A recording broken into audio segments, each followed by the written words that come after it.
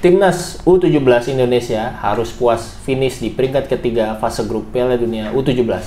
Meski sempat meraih 2 kali hasil seri di 2 pertandingan awal, kekalahan dari Maroko di pertandingan terakhir membuat Indonesia gagal lolos ke 16 besar sebagai peringkat 3 terbaik.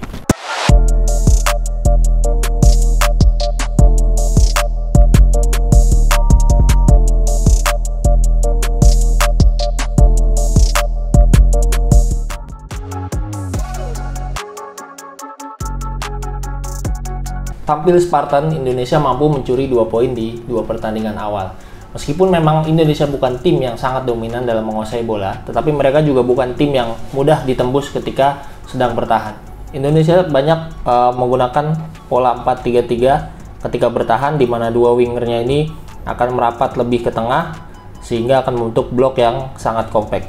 Dengan ini mau tidak mau lawan akan lebih banyak untuk bermain ke area luar, ke area samping, yang dimana ketika bola berada di area tersebut, Indonesia sangat cepat untuk melakukan pergeseran blok sehingga lawan tidak akan leluasa untuk memainkan bola. Apalagi dengan area samping yang sangat sempit ini, lawan akan lebih sulit untuk melakukan kombinasi maupun aksi-aksi individual, sehingga Indonesia bisa relatif lebih mudah untuk menghentikan serangan dari lawan. Sehingga di sini lawan tidak begitu gampang untuk menciptakan peluang, di mana mereka harus berkali-kali memindahkan bola maupun melakukan aksi individual yang tidak begitu mudah di area yang sempit ini.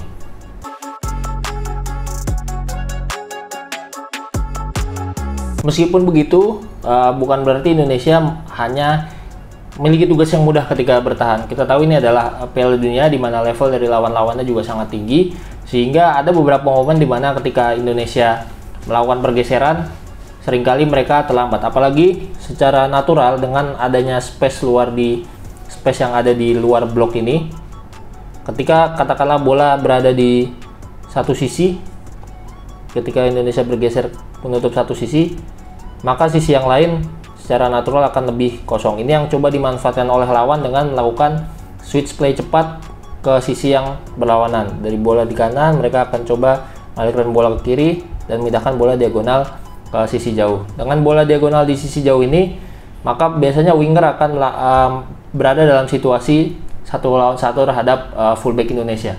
Sedangkan dengan kualitas winger yang mereka punya, mereka beberapa kali bisa melakukan aksi yang bagus untuk melewati lawan dan bisa menghadirkan peluang untuk mencetak gol. Seperti yang terjadi di laga melawan Ekuador dan juga Maroko, di mana mereka punya winger-winger yang berkualitas. Dan di laga pertama melawan Ekuador sendiri, Indonesia kebobolan lewat skema crossing yang dimana diawali oleh penetrasi pemain sayapnya dalam situasi 1 lawan 1 menghadapi fullback kiri Indonesia. Dan dengan crossing, mereka memiliki keunggulan postur dan kemampuan teknik heading yang sangat baik. Mereka bisa menyamakan skor.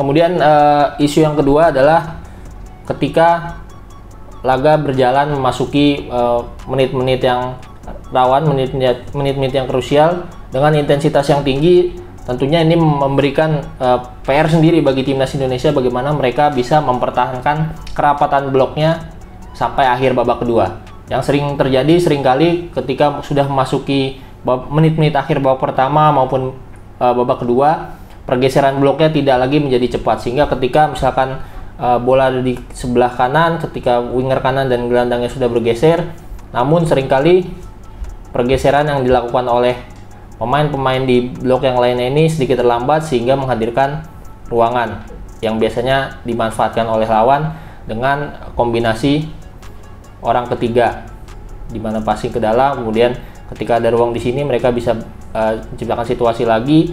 Yang sering kejadian adalah fullback yang ketarik dan mereka bisa memanfaatkan ruangan di belakang fullback ini dan menjadikan situasi crossing seperti yang sebelumnya.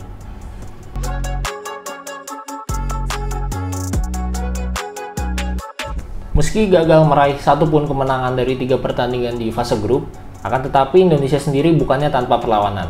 Beberapa kali melalui skema penyerangan yang bagus, mereka bisa memberikan ancaman-ancaman bagi pertahanan lawan.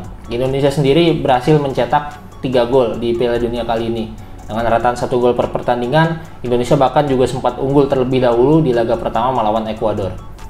Untuk fase menyerang sendiri, Indonesia sering memiliki ide untuk sebisa mungkin bola cepat untuk sampai ke daerah lawan, karena pemain-pemain terbaik Indonesia berada di lini depan, dan itu yang coba dimanfaatkan untuk membongkar pertahanan lawan. Contohnya ketika misalkan situasi build up dari bawah, Indonesia sering melakukan apa yang disebut dengan push the press atau menekan pressing lawan agar lebih ke bawah. Tujuannya dengan cara menempatkan banyak pemain langsung menempel di line pertahanan lawan, seperti misalkan gelandang sudah sejajar di line pertahanan lawan, begitu juga dengan center back dan gelandang bertahan yang sudah ada di line gelandang lawan. Di sini Indonesia coba untuk sebisa mungkin mendorong pressing lawan sehingga nanti menciptakan ruangan yang ada di area sini, yang nantinya biasanya dimanfaatkan oleh fullback kanan maupun fullback kiri untuk menerima bola dari goalkeeper. Kemudian ketika bola sudah berhasil progres, banyak rotasi-rotasi yang dilakukan untuk sebisa mungkin mencapai area belakang dari lini pertahanan lawan, yang biasanya dilakukan dengan winger yang turun dan gelandang nomor 8 ataupun nomor 10 yang mencari membuat pergerakan di belakang pertahanan lawan. Kalau misalkan nanti wingernya ini diikuti oleh fullback, maka di sini nanti akan ada ruangan di belakang fullback. Kalaupun yang mengikuti winger ini adalah gelandang, maka ruangannya akan ada di ruangan antar lini. Kemudian winger jauh pun biasanya cenderung diperintahkan untuk stay di garis, sehingga nanti ketika bola bisa dipindahkan, mereka sudah ada di situasi yang nyaman.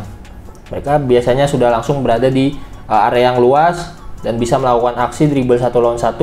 Nanti juga bisa fullback melakukan overlap untuk membuat situasi 2 lawan 1. Ini menjadi salah satu kekuatan dari timnas U17, di mana mereka punya winger-winger yang cepat dan memiliki skill individual yang baik, yang menjadi tumpuan dalam melakukan serangan. Begitu juga dengan Arkan Kakak yang menjadi top skor timnas dengan 2 gol, memiliki seorang target man yang memiliki pergerakan di kotak penalti dan kemampuan finishing yang baik, dan sukses mencetak 2 gol di Piala Dunia kali ini.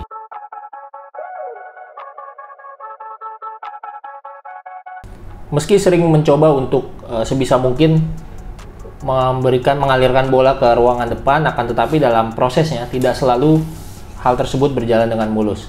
Karena memang ketika kita sudah push pemain kita ke atas, ketika pemain kita terima, tentu akan menimbulkan situasi yang berbeda. Karena rata-rata dengan pemain yang turun dari atas ke bawah, mereka harus menyesuaikan body shape dan menyesuaikan orientasi mereka sehingga bisa menerima bola dengan baik. Yang sering terjadi ketika bola diterima fullback dengan pressing lawan yang bagus, umumnya lawan yang melakukan pressing tinggi, mereka bisa memblok passing ke center back dengan sambil melakukan pressing ke pemegang bola, sehingga nanti pemegang bola akan melempar bola dengan situasi yang tidak memungkinkan atau situasi yang tidak enak, sehingga serangan tidak berjalan dengan baik. Kalaupun mungkin beberapa kali ya di dalam kasus-kasus spesifik pertandingan, ketika Indonesia sudah berhasil kembali ke struktur dengan skema pressing yang berbeda, hal yang dilakukan oleh pemain Indonesia juga memberikan hasil yang berbeda. Contohnya di laga pertama melawan Ekuador, yang dimana banyak lawan melakukan pressing dengan 2 pemain depan ketika bola ada di satu sisi, dengan 2 pemain depan di sini, sementara pemain tengah juga sudah dimarking oleh gelandang dan fullback dimarking oleh winger lawan. Seringkali Indonesia kehilangan koneksi karena pemain nomor 6 harus sering turun untuk menciptakan situasi menang jumlah 3 lawan 2 di tengah.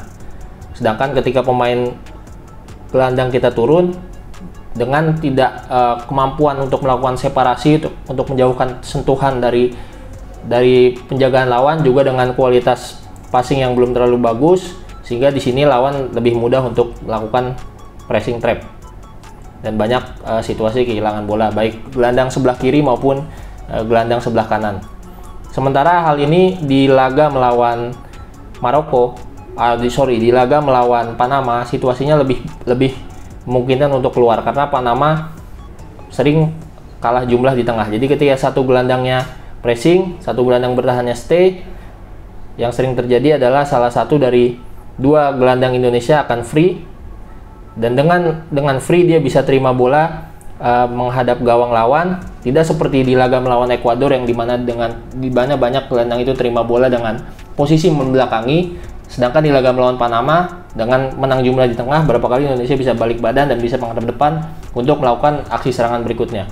Sedangkan di laga melawan Maroko yang memiliki kualitas pemain yang cukup baik, Maroko sendiri banyak langsung melakukan man to man terhadap gelandang-gelandang dari Indonesia, sehingga opsi-opsi yang tersedia menjadi lebih terbatas. Dan sama seperti ketika pertandingan pertama melawan Ekuador, dengan kualitas untuk terima bola membuat separasi yang kurang bagus, itu juga membuat akhirnya Indonesia cepat kehilangan bola. Ditambah lagi dengan terkadang dengan situasi pemain menghadap belakang ini, seringkali pemain yang ada di kedalaman tidak bisa untuk diakses karena biasanya pemain ini cenderung pergi lagi dan akhirnya tidak ada opsi dan sering kehilangan bola di momen-momen seperti itu. Walaupun gagal lolos dari fase grup Piala Dunia U17, akan tetapi timnas Indonesia patut mendapatkan kredit tersendiri karena berhasil menunjukkan permainan yang Spartan sepanjang gelaran turnamen. Meraih 2 poin dari 3 pertandingan bukanlah hal yang buruk, apalagi ketika mempertimbangkan bahwa lawan-lawannya adalah lawan-lawan yang berkualitas. Semoga dengan adanya Piala Dunia kali ini bisa memberikan pengalaman yang berharga bagi para pemain timnas U17 untuk menjadi sepak bola yang lebih baik di masa yang mendatang.